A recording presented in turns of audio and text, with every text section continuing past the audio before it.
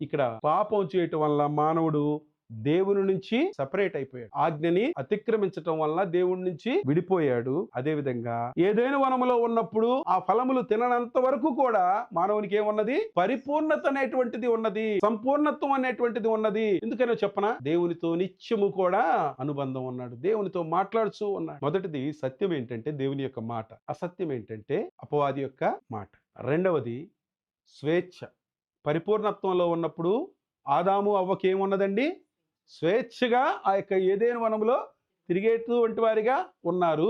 ఏనాడు కూడా వారి యొక్క కన్నులకు ఆ యొక్క చెట్టు రమ్యముగా కనపడనే కనపడలేదు.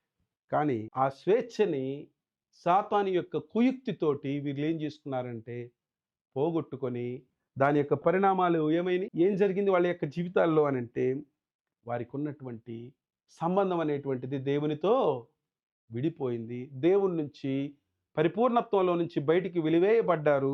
దాని కారణంగా అనేకమైనటువంటి కష్టాలు, శ్రమలు, బాధలు పడవలసినటువంటి అగత్యం అనేటువంటిది ఎవరికి వచ్చిందో తెలుసా?